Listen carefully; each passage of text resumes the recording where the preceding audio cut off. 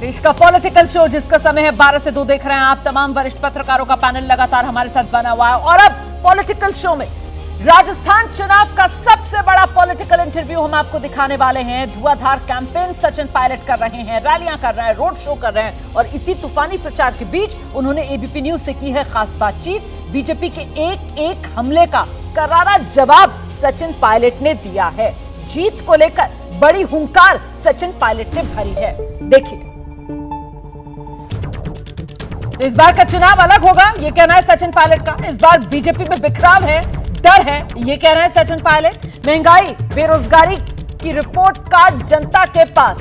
केंद्र की सरकार ने जो वादे किए वो पूरे नहीं किए। कांग्रेस अपने वादे पूरे करती है। कांग्रेस सरकार पर लोगों को भरोसा और यही वजह कि कांग्रेस सत्ता में वापसी करेगी। सुनिए जरा सचिन पायलट का ये खास इंटरव्यू। कांग्रेस नेता सचिन पायलट के साथ हम जयपुर से हनुमानगढ़ के रास्ते में हैं, विशेष विमान में। और इस बार कांग्रेस का भरोसा किस बात को लेकर है, बात करते हैं सचिन पायलट से। राजस्थान के बारे में कहा जाता था कि चुनाव से काफी पहले ही रुख पता चल जाता था, हवा का ऊंट किस करवट बैठने वाला है। लेकिन इस बार कुछ स्पष्ट नहीं हो रहा है और कांग्रेस दावा कर रही है कि रिवाज इस बार 5 सालों के बाद सरकार बदलने का जो रहा है वो बदलेगा। किस बात का कॉन्फिडेंस है आप लोग? इस बात का कारण है कि ये इलेक्शन अलग है। इस बार लोग दोनों पार्टियों को देख रहे हैं और कांग्रेस ने जो माहौल बनाया है, जो हम कैंपेन कर रहे हैं, और भाजपा के अंदर जो बिखराव है, टकराव है और जो वो एब्सेंट रहे एज अ विपक्ष की पार्टी के तौर पर, उसका भी लोगों में प्रभाव है। हम लोगों का काम, और हाल ही में हम लोगों ने कर्नाटक में, हिमाचल में बीजेपी को हराया है, तो कार्यकर्ताओं में जोश उत्साह है। राहुल जी की भारत जोड़ो यात्रा के बाद अलग तरह का एक एनर्जी वर्कर्स के अंदर है, उस सबका लाभ हमको मिलेगा। और 10 साल से भाजपा की सरकार केंद्र में भी है, तो महंगाई, बेरोजगारी, तमाम तरह की जो दिक्कत लोगों को फेस करनी पड़ रही है, उसकी भी रिपोर्ट कार्ड जनता के सामने है। लेकिन बीजेपी आपको घेर रही है। प्रधानमंत्री के भाषणों को अगर हम सुने तो वो लाल डायरी का जिक्र करते हैं, भ्रष्टाचार के मुद्दे पर आपकी सरकार को घेरते हैं। इसके अलावा महिला सुरक्षा के मुद्दे पर गंभीर आरोप आपकी सरकार को लेकर लगाए जाते हैं। ये जो तमाम पहलू हैं, चाहे वो लाल डायरी का मसला हो या भ्रष्टाचार का मसला हो, महिला सुरक्षा का मसला हो, इन पर क्या आप जवाब दे रहे हैं? कैसे लोगों को भरोसा आप दिला रहे हैं? पहली बात तो ये करनी चाहिए ना कि आपने 5 साल विपक्ष में रह के बीजेपी ने क्या किया। 10 साल आप सरकार में दिल्ली में हैं, आपने क्या 2 करोड़ लोगों को रोज़गार दे दिया? आप क्या काला धन वापस लेकर आ गए? आपने महंगाई कम कर दी। और मुझे लगता है कि जो किसानों को आपने वादे किए थे इनकम डबल करने का, वो पूरा नहीं किया। अब चुनाव के पहले आके भाजपा के नेता हम पे आरोप लगाए, वो राजनीति बड़ी एक सीमित राजनीति है। आप अपना विजन दीजिए, अपना ब्लूप्रिंट दीजिए, प्रदेश को आप क्या देना चाहते हैं, आपने क्यों नहीं दिया। अपनी रिपोर्ट कार्ड अगर पुख्ता हो तो आप औरों से सवाल पूछ सकते हैं, लेकिन हम लोगों ने यहाँ पर डिलीवरी करी है। जो हमने मैनिफेस्टो में वादे किए थे उनको पूरा किया है। अब चुनाव से पहले आरोप लगाना और एक माहौल बनाना अलग बात है, लेकिन तथ्यात्मक स्तर पर जो ज़मीनी लोगों पे हम लोगों ने उनका कॉन्फिडेंस जीता है लोगों का, और कांग्रेस पार्टी ने जो एक मैंडेट अपने ऊपर रखा है किसानों का, नौजवानों का, गरीबों का हेल्प करने का, एक सोशल वेलफेयर हमने एक नेट बनाया है, चाहे वो बीमा हो, चाहे पेंशन्स हो, चाहे स्कॉलरशिप्स हो, वो जनता को पसंद है। इसलिए दोनों पार्टीज़ को लोग कंपेयर कर रहे हैं। हमारा नेता, हमारी नीति, हमारा नेतृत्व और हमारा जो कमिटमेंट और डिलीवरी है, दोनों पार्टियों का आकलन करने के बाद लोग ये डिसाइड करेंगे कौन सी पार्टी बेहतर है। मत भूलिए कि भारतीय जनता पार्टी का बजाय इसके कि कांग्रेस को कोसें, वो अपनी बात करनी चाहिए कि आपने क्या किया है। अब ये कभी डायरी है, लाल है, पीली है, फिर वो करप्शन के इशू हैं।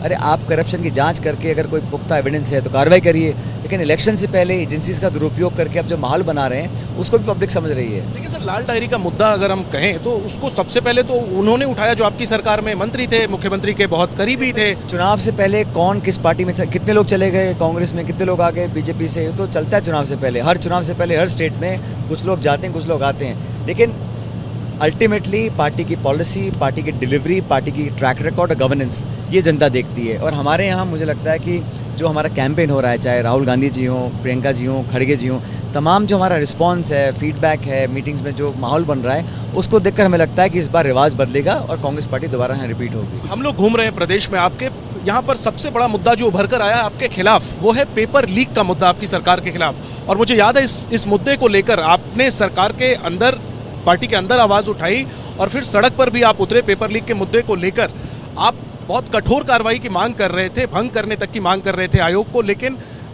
सरकार ने एक सख्त कानून बनाया, लेकिन उस तरीके से एक बड़ा कदम नहीं उठाया। और आज सचिन जी, इस मुद्दे पर आपकी सरकार घिरी हुई है, आप मानते हैं चुनाव में? बिल्कुल नहीं गिरी हुई, इनफैक्ट ऑपोजिट है। पेपर लीक देश में हर जगह होते हैं, और जब राजस्थान में ऐसा हुआ, हम सबको पीड़ा थी। नौजवानों के भविष्य से खिलवाड़ करने का अधिकार किसी को नहीं है, ना नेता, ना अधिकारी, ना पार्टी, ना सरकार। जब इतने लाख बच्चे किसानों के, गरीबों के शहरों में आके पढ़ते हैं, ट्यूशन लेते हैं, कोचिंग लेते हैं, पैसा खर्च करते हैं, साल 2 साल मेहनत करते हैं, और पेपर आउट हो जाता है, और फिर लीक हो जाता है, कैंसिल हो जाता है, ये किसको एक्सेप्टेबल होगा? इस मुद्दे को मैंने उठाया था, तो हमारी पार्टी ने इस अति संवेदनशील मुद्दे की गंभीरता को समझा, करेक्टिव एक्शन लेने के लिए सरकार को डायरेक्ट किया, और हमारी सरकार ने नया कानून बनाया है कि जो पेपर लीक में इन्वॉल्व होगा उस पर उम्र कैद तक की सज़ा का प्रावधान है, किसी और राज्य में नहीं है। तो हम लोगों ने एक डेटरेंट बनाने की कोशिश की है, और मुझे लगता है कि इशू को पब्लिक इशू था, हमने उठाया, पार्टी ने संज्ञान लिया, और एक सकारात्मक करेक्टिव मेजर उठा के लोगों का हमने जो क्रेडिबिलिटी है उसको मेंटेन करने की बात करी। आज नौजवानों का भरोसा हम खो दें, ऐसा मैं समझता हूँ एक्सेप्टेबल नहीं है। इन इशूज़ को, पब्लिक इशूज़ को हम नहीं उठाएंगे तो वो गलत होगा, लेकिन हमने उठाया, बात आगे बढ़ी, और आज एक हम रिपीट करने की बात कर रहे हैं, क्योंकि हमारी पार्टी और सरकार की विश्वसनीयता कायम पब्लिक में हुई है। बीजेपी ने क्या किया? गुजरात में हुआ, यूपी में हुआ, मध्य प्रदेश में हुआ, आपने क्या कार्रवाई करी? सिवाय आलोचना करने की, आरोप लगाने की और चुनावी मुद्दा बनाने के, आपने खुद क्या किया है? इसलिए ये बीजेपी के मुंह से बात ठीक लगती नहीं है। लेकिन आपके आवाज उठाने का इंतजार क्यों किया जा रहा था? आपने जगाया तो सरकार जगी। उसके पहले जो पेपर लीक हुए उसकी जवाबदेही क्या गहलोत सरकार की नहीं है? सब पेपर लीक इंसिडेंसेस पे एक्शन हुआ, कार्रवाई हुई, लेकिन मुझे लगता था कि हमें और कुछ करना चाहिए। इसमें कुछ गलत नहीं है, लेकिन हमारा जो है डिलीवरी मॉडल, जो है हमारा कमिटमेंट मैनिफेस्टो, हमारी आइडियोलॉजी, उस पर हम वोट मांग रहे हैं, हमारी परफॉर्मेंस पे वोट मांग रहे हैं। और बीजेपी का जो अंडर परफॉर्मेंस है, जो आपस में बिल्कुल बिखराव है और जो तनाव है, वो सबको मालूम है। बीजेपी के जो नेता के कांग्रेस को टारगेट करते हैं, पहले अपने गिरबान में झांक के देखना चाहिए कि वहाँ क्या हो रहा है। मैं वही सवाल पूछ लेता हूँ। प्रधानमंत्री ने सभा में कहा कि कांग्रेस के नेता 5 सालों तक एक दूसरे को रन आउट करने की कोशिश करते रहे। नाम नहीं लिया, लेकिन सबको समझ में आया कि वो अशोक गहलोत और सचिन पायलट के बीच की जो अदावत है उसका जिक्र नहीं, मुझे क्या पता किसके बारे में बात कर रहे थे वो, लेकिन मैं सीधा बोलता हूँ, बीजेपी के अंदर ये हालात हैं, वो किसी भी वक्त हिट विकेट हो सकते हैं, तो रन आउट करने की गुंजाइश औरों के लिए है ही नहीं। बीजेपी खुद अपने आप हिट विकेट हो जाएगी, ऐसा प्रियंका जी ने सभा में कहा, मैं रिपीट कर रहा हूँ इस बात को। तो भारतीय जनता पार्टी का जो नेतृत्व है वो बड़ा कन्फ्यूज है प्रदेश के अंदर, इसलिए लोग, अच्छा, भारतीय जनता पार्टी का जो इलेक्शन है उस कैंपेन में कहीं को दम दिख रहा हो या पब्लिक में कोई स्ट्रॉन्ग सेंटिमेंट दिख रहा हो, ऐसा भी नहीं है। इसलिए लोग अब समझ गए हैं कि वो पार्टी, वो सरकार बेहतर है जो हमारे लिए काम करे। चंद लोगों के हज़ारों करोड़ रुपया बैंक का लोन माफ़ कर दो, वो तो ठीक है, लेकिन किसी बुज़ुर्ग दंपत्ति को या बुज़ुर्ग व्यक्ति को हम पेंशन दें, स्कॉलरशिप्स दें, या किसी को आर्थिक मदद करें, तो वो रेवड़ी बात ना हो गया।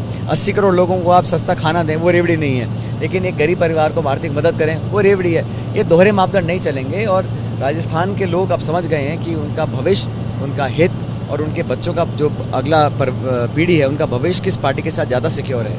तो दोनों बल्लेबाज अच्छे से बल्लेबाजी कर रहे हैं। कैसी चल रही है दोनों बल्लेबाजों के बीच की जो मैच जीतने के लिए ना सिर्फ बल्लेबाजी, गेंदबाजी, फील्डिंग, वो सब करनी पड़ती, विकेट कीपिंग, तो हम सब नेता कार्यकर्ता मिलकर काम कर रहे हैं। और ये जो 25 तारीख को फाइनल होगा, इसमें कांग्रेस पार्टी और हम लोग जीतेंगे, मुझे ऐसा पूरा विश्वास है।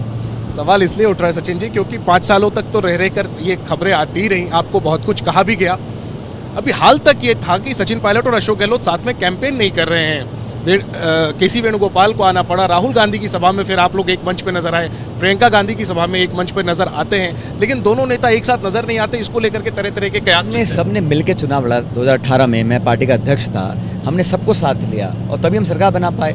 हम 21 सीटों पे सिमट गए थे 2013 में, 21 से सीटें हमारी बड़ी 5 गुना, हम सरकार बना पाए क्योंकि सबने काम किया। मैं अध्यक्ष था, हम जेलों में गए, लाठियाँ खाई, खून पसीना बहा, धरने दिए, पदयात्राएं करी, भूख हड़तालें करी। वसुंधरा जी की सरकार को 163 विधायक थे, हमने संघर्ष मोटा किया, उसका परिणाम हमको मिला क्योंकि हम एकजुटता से लड़े थे। आज फिर हम सब मिलकर लड़ रहे हैं क्योंकि ये पार्टी से सरकारें बनती हैं, सरकारों से पार्टियां नहीं बनती हैं। पार्टी कार्यकर्ता संगठन मजबूत रहेगा तो पब्लिक का कॉन्फिडेंस हमें रहेगा। हम लोग मिलकर चुनाव लड़ रहे हैं और जो बातें पहले की थी उस पर बार बार चर्चा करने का कोई फ़ायदा नहीं है। मुझे खड़गे जी, राहुल जी ने कहा कि जो आप, जैसा आपने कहा, किसने कुछ कह दिया ना कहा, उसको भूलो, माफ़ करो और आगे बढ़ो। और क्योंकि आज देश को ज़रूरत है एक स्ट्रॉन्ग कांग्रेस की। कांग्रेस मजबूत कब होगी? जब हम स्टेट्स के चुनाव जीतेंगे। हम चुनाव कब जीतेंगे? जब हम एक साथ चुनाव लड़ेंगे। और इसी हिदायत को, इसी एडवाइस को लेकर हम आगे बढ़ रहे हैं। आपने बेशक आप कह रहे हैं भूलो और माफ़ करो, लेकिन हम भी घूम रहे हैं प्रदेश में, बहुत सारा सेक्शन जो आपको सपोर्ट करता है, वो इस बात को वो लोग रेखांकित करते हैं कि सचिन पायलट की नहीं सुनी गई, उनकी उपेक्षा हुई। तो वो जो वोट बैंक है, वो जो वोटर वर्ग है, उसमें एक बड़ा हिस्सा आप जिस समाज से आते हैं उसका भी है। आप उनको फिर क्या एड्रेस करेंगे? ये सब बातें भ्रमित करने की जाती हैं। राजस्थान में 8 करोड़ लोग रहते हैं। जब तक हम हर वर्ग को, हर जाति, बिरादरी, धर्म, समुदाय के लोगों को अपने साथ नहीं लेंगे, आप कोई भी चुनाव नहीं जीत सकते हैं। हम चुनाव लास्ट टाइम जीते क्योंकि हर वर्ग ने सपोर्ट किया, चाहे वो व्यापारी वर्ग हो, किसान वर्ग हो, आदिवासी हो, बैकवर्ड हो, फॉरवर्ड हो, सब ने, हिंदू मुसलमान सब ने सपोर्ट किया। और वो स्थिति आज भी है। लोग चाहते हैं कि कांग्रेस को मजबूत करें। देश में माहौल बदल रहा है। कर्नाटक में हम चुनाव जीते, हिमाचल में चुनाव जीते, जहाँ वोट्स पड़ चुके हैं, छत्तीसगढ़, राजस्थान, मध्य प्रदेश, वहाँ पे सरकार हमारी बनने जा रही है। तो राजस्थान में भी मौसम, रिवाज, माहौल बदला हुआ है। सरकार को रिपीट करने के लोग उतारू हैं और ये जनता चुनाव लड़के जिता रही है। बाकी प्रोपेगेंडा से, संसाधन लगाने से या सिर्फ भाषणों से चुनाव नहीं जीते जाते। पब्लिक का सेंटिमेंट जब साथ आता है तभी चुनाव जीते जाते हैं। आपने माफ़ कर दिया, पुरानी बातों को आप भुला गए, लेकिन जब ये बातें हुई थी, जब कड़वी बातें कही गई, मैं दोहराना नहीं चाहता, लोगों को याद है, आपको कैसा लगा? अच्छा तो किसे लगेगा, लेकिन मुझे लगा कि हमें अगर वही तू मैं करें और वही अपशब्द बोले जाएं आपस में, उसका कोई लाभ नहीं है, खासकर पब्लिकली। क्योंकि लोग हमारी बातों को सुनते देखते हैं, उनके बीच में हमारा क्या इंप्रेशन बनता है, ये भी बड़ा हमको बहुत सावधानी। असर नहीं है सचिन पायलट के जो समर्थक हैं उनके बीच में? आप उन बातों को, मेरा व्यक्तिगत कोई समर्थक नहीं होता। मैं आपके समर्थक, सब पार्टी के कार्यकर्ता हैं, सब पार्टी विचारधारा के समर्थक हैं, सोच के समर्थक हैं, और एक हमारा जो संगठन है उसके समर्थक हैं। और सब लोग चाहते हैं कि हम मिलकर चुनाव लड़कर जीते, क्योंकि ये प्राथमिकता है देश में और ये प्राथमिकता प्रदेश में है। व्यक्तिगत महत्वाकांक्षाएं, व्यक्तिगत आलोचना, व्यक्तिगत टीका टिप्पणी, इसका समय नहीं है। अब समय है आगे बढ़ने का, मजबूती से, एकजुटता से। और मैंने हमेशा जो मेरे संस्कार हैं उस प्रकार के हैं कि हम अपने से, मेरे से उम्र में जो बड़े हैं, उनका कभी हम आदर में कमी नहीं करते, इज्जत में कमी नहीं करते, और हमेशा सोच समझ के हम शब्दों का चयन करते हैं। क्योंकि शब्द एक बार निकल गए वापस नहीं आते हैं, इसलिए बहुत सोच समझ के मैं अपने शब्दों का चयन करता हूँ। अगर मेरा जो राजनीतिक विरोधी भी, अगर बीजेपी के साथी हैं, उनकी मैंने आलोचना भी की है, तो बड़ा संतुलित तरीके से की है। करता मैं हूँ विरोध ज़बरदस्त तरीके से, लेकिन सोच समझ के शब्दों का चयन करते हैं। क्योंकि डेमोक्रेसी में बहुत इंपॉर्टेंट है कि हम जो डिबेट है वो ऐसी हो जिसमें हमें बाद में रिग्रेट ना हो कि हमने किसी के लिए क्या बोल दिया। लेकिन भूलो और माफ़ करो ना करना पड़े। जो टाइम निकल गया उस पर बार बार उसको कुरेदने का कोई फ़ायदा नहीं है। अब तो चुनाव लड़कर जीतना है, ये हम सब का कलेक्टिव ऑब्जेक्टिव है। ये हमारा उद्देश्य भी यही है कि हम पब्लिक का मैंडेट कैसे लें। तस्वीर में जो गर्मजोशी दिखती है आपके और गहलोत साहब के बीच, वो वाकई में भी है। आप सिर्फ 2 लोगों की बात कर रहे हो, कांग्रेस पार्टी में लाखों कार्यकर्ता, हजारों नेता हैं, हम सब मिलकर लड़ रहे हैं। अगर हम सब इकट्ठे नहीं होंगे तो मजबूत नहीं हो सकते। ये बात पार्टी भी जानती है, कार्यकर्ता भी जानते हैं, नेता भी जानते हैं। इसलिए इस पर ध्यान ये देना चाहिए कि हम जब सरकार बना लेंगे तो उन वादों को हम कैसे जल्दी जल्दी पूरा करेंगे। आपने कहा 25 तारीख को फाइनल है और हम वो जीतेंगे, लेकिन सवाल है कि इस टीम का कप्तान कौन है? इस टीम का कप्तान हमारा कांग्रेस के राष्ट्रीय अध्यक्ष हैं, राहुल जी हैं, सोनिया जी हैं। वो हमारी लीडरशिप है AICC की। वो जो भी दिशा निर्देश देते हैं वो सबको मान्य होता है। और कौन किस पद पर बैठेगा, नहीं बैठेगा, किसको क्या जिम्मेदारी निभानी है, इसका निर्णय परिणाम आने के बाद किया जाएगा। विधायकों की राय ली जाएगी और जो नेतृत्व का निर्णय होगा वो सभी नेताओं को एक्सेप्टेबल होगा। 2018 में यही हुआ था। हम सब ने एक लाइन का प्रस्ताव पारित किया, राहुल जी अध्यक्ष थे, जो निर्णय उन्होंने लिया वो सबको एक्सेप्टेबल था। और ठीक वही राजस्थान में होगा, ठीक वही मध्य प्रदेश में होगा, छत्तीसगढ़ में होगा। ये कांग्रेस की ट्रेडिशन है, परंपरा है, प्रैक्टिस है। ये कोई अनोखा फॉर्मूला इस प्रदेश में इस बार नहीं हो रहा है, ये हमेशा ऐसी होता है। सचिन पायलट कप्तान बनना चाहते हैं क्या? मैं तो चाहता हूँ हमारी पार्टी चुनाव जीते। उसके बाद कौन वाइस कैप्टन बने, कौन कैप्टन बने, कौन मैनेजर बने, कौन ट्रेनर बने, वो बात की बात है। पहले टीम जीते, ये हम सबके लिए ज़्यादा महत्वपूर्ण है। लेकिन आप उस रेस में हैं? कोई रेस में ना तो है ना बाहर है। सब मिलकर पार्टी को चुनाव जिताना चाहते हैं। जीतने के बाद इस पर चर्चा होगी और आम सहमति से, सब सहमति से जो भी रिस्पॉन्सिबिलिटी दी जाएगी उसको लोग निर्वहन करेंगे। आप तो ये बात कह रहे हैं, लेकिन अशोक गहलोत जी से पूछा गया, उन्होंने AICC में कहा कांग्रेस ऑफ दफ्तर में कि मैं कुर्सी छोड़ना चाहता हूँ, ये कुर्सी मुझे नहीं छोड़ती। तो जब कुर्सी छोड़ ही नहीं रही तो बाद में फिर फैसला क्यों? नहीं, वो मुझे लगता है जिस संदर्भ में उन्होंने बोला होगा, यही कहा, ये सोच के बोल रहा होगा कि पावर और कुर्सी पार्टी को देनी है, ताकि पार्टी के जो कमिटमेंट्स है उसको हम पूरा कर सकें। अगर हम पावर में नहीं आएंगे तो पार्टी के वादों को कैसे लागू करेंगे? और व्यक्तिगत महत्वाकांक्षाओं को पूरा करने के लिए अगर हम कुर्सी लेंगे तो उसका कोई लाभ नहीं है। सत्ता, कुर्सी, पावर चाहिए होती है पब्लिक के कमिटमेंट्स को पूरा करने के लिए, जनता के अरमानों को पूरा करने के लिए, और उसी उद्देश्य को लेकर मुझे लगता है अशोक गहलोत जी ने बोला होगा। आखिरी सवाल पूछ रहा हूँ, अगर सचिन पायलट को मौका मिला तो पहला काम वो क्या करना चाहेंगे बतौर मुख्यमंत्री? पहली बात तो हमें चुनाव जीतने की है, उसके बाद मान लेते हैं कि चुनाव आप जीत गए, आप बन गए, तो आप पहला काम काल्पनिक सवालों का जवाब देना ठीक नहीं है, लेकिन भविष्य के गर्भ में क्या छुपा है किसी को नहीं मालूम, ना आपको ना मुझे, तो उसकी चिंता क्या क्यों करनी? पहले कर्म करो, और फल जब आएगा 3 तारीख के बाद पार्टी जीत जाएगी, फिर तय होगा कौन क्या करेगा। सचिन जी, अगर आप रिस्पॉन्ड करना चाहें, हालांकि ये सवाल राजस्थान में तो यही है कि राजस्थान कौन जीतेगा, आपने कहा कांग्रेस जीतेगी और 25 तारीख को फाइनल है, लेकिन राहुल गांधी इस डिबेट को लेकर चले गए विश्व कप फाइनल पर, विश्व कप क्रिकेट के फाइनल पर, और उन्होंने प्रधानमंत्री को लेकर एक टिप्पणी कर दी और कह दिया कि भारत इसलिए फाइनल हार गया। बीजेपी अब उस मुद्दे पर राहुल गांधी से माफी की मांग कर रही है, आप कैसे लेते हैं ये हल्की गांधी जी वो नेता हैं जिनके बारे में क्या कुछ नहीं बोला गया है, और उनके खिलाफ जो अपशब्द का प्रयोग किया गया उसके बारे में पहले भाजपा को जवाब देना चाहिए। मुझे लगता नहीं है कि राहुल जी या उनके परिवार या हम सब लोगों ने किसी भी व्यक्तिगत किसी की आज तक इस प्रकार से अपशब्दों का प्रयोग किया है कभी भी। और जो आदमी को, जिस राहुल जी को जैसे पूरी बीजेपी टारगेट करती है, जानबूझ के करती है, और उनको पहले अपने गिरबान में झांकना चाहिए वो कहते क्या है, करते क्या है। और एक अंतिम सवाल, एजेएल पर कार्रवाई हुई, ईडी ने 700 करोड़ से ज़्यादा की प्रॉपर्टी जो है वो अटैच कर ली, जब्त कर ली है। ये जो कार्रवाई हुई है ताज़ा, इसको आपकी पार्टी के नेता जो है वो राजस्थान चुनाव और विधानसभा चुनाव से जोड़कर देख रहे हैं, आप इस पर क्या कहना? बात मेरी पार्टी की नहीं है, बात यह है कि जो एजेंसीज गवर्नमेंट ऑफ इंडिया की हैं 95% जो कार्रवाई करते हैं वो विपक्ष के लोगों के खिलाफ करते हैं। छापे, रेड, नोटिस जो होता है वो भाजपा के विरोधियों के ऊपर ही होता है, और यहाँ पर भी मुझे लगता है कि कहीं ना कहीं ये नकारात्मक माहौल बनाने की कोशिश की जा रही है। लेकिन पब्लिक सब जानती है कि ये पॉलिटिकली मोटिवेटेड है, और हमें न्यायपालिका में पूरा भरोसा है, कोर्ट्स और जो हमारी जुडिशरी है वो पूरा न्याय करेगी, हमें इसमें कोई चिंता नहीं है। लेकिन माहौल और मीडिया नैरेटिव बनाने के लिए इस प्रकार की बातें की जाती है, सब जानते हैं, और हम तो पूरा मजबूती से अपना केस रखेंगे कोर्ट के अंदर, और न्याय मिलेगा, और दूध का दूध पानी का पानी होगा। शुक्रिया सचिन जी, एबीपी न्यूज़ को समय देने के लिए। नजरें रहेंगी कि क्या राजस्थान में कांग्रेस इस बार रिवाज बदलने में कामयाब रहती है, और अगर रिवाज बदला यानी कांग्रेस की सरकार एक बार फिर बनी तो उस सरकार में सचिन पायलट की क्या नंबर 1 की भूमिका होगी, ये एक बड़ा सवाल है। कैमरा पर्सन हेमंत सूद के साथ जैनेंद्र, जयपुर से हनुमानगढ़ के रास्ते में।